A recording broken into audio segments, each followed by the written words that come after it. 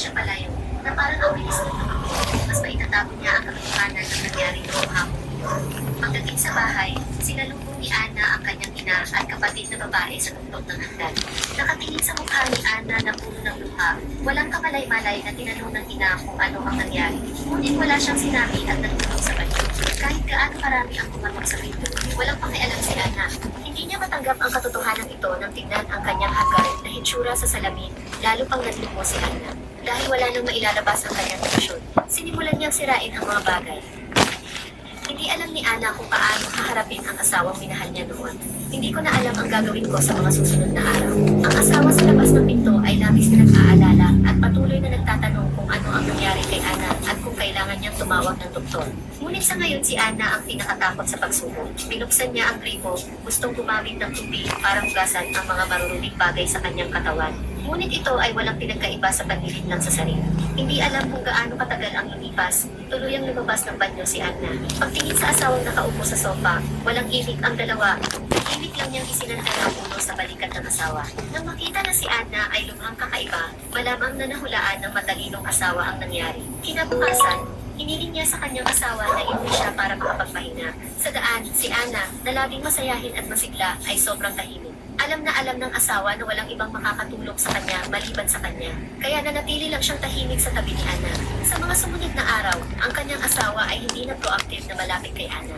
Bagamat si Ana ang nagkusa, ang kanyang asawa ay palaging walang kamalay-malay na tumatanggi. 2 taong kasal na ng maraming taon ay biglang naghiwalay. Kahit na malinaw na alam ng asawa na hindi ito kasalanan ni Ana. Ngunit bilang lalaki, hindi niya matanggap ang katotohanan ito. Pagkalipas ng ilang araw, bumalik ang kanyang ina sa kanyang bayan upang bisitahin si Ana.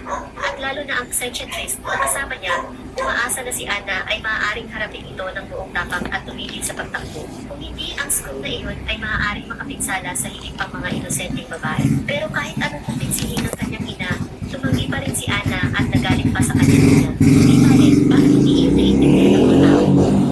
Hindi ko kailangan ng tulong ng sinuman, mabilis na itaboy siya. Naisip ni Ana na lahat sila ay nagpupukos ng asin sa kanyang sugat. Hindi talaga gustong tulungan siya. Sa mga sumunod na araw, dahan-dahang bumalik si Ana sa pagsasama ng asawa. Noong gabing iyon, nagpusa ang kanyang asawa na maging matalim kay Ana at sa wakas ay bumalik sa ayos ang kanilang buhay.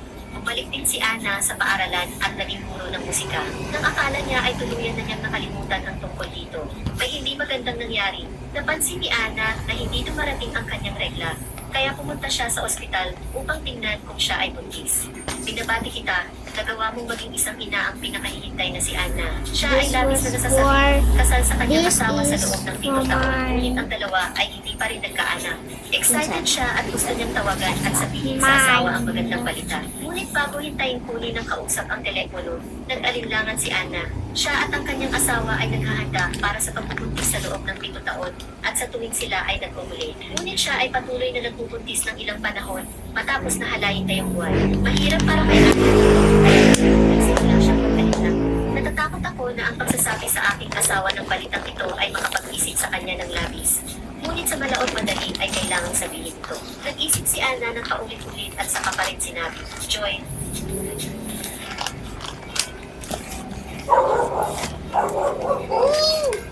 wala pa ako this month.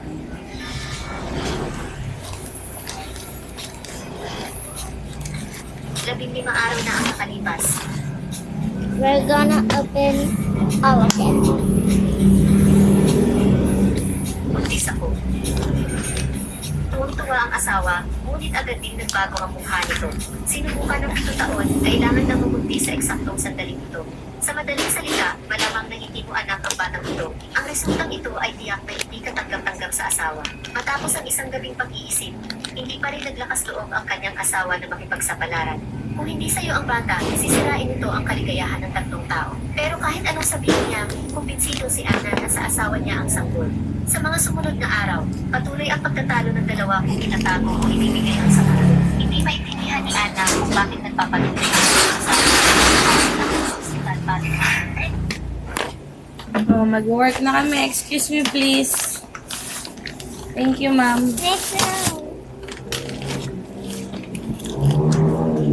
Ano ulam mo pala daw? Stop mo na yan. Pause mo lang. Nagkadaw ba pala? Para ano to? Baskon. Puro gulay na nakatira eh.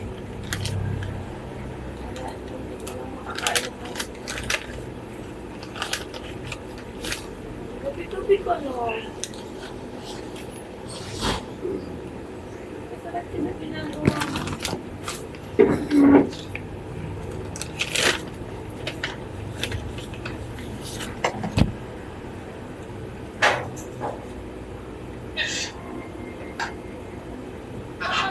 Balikin natin.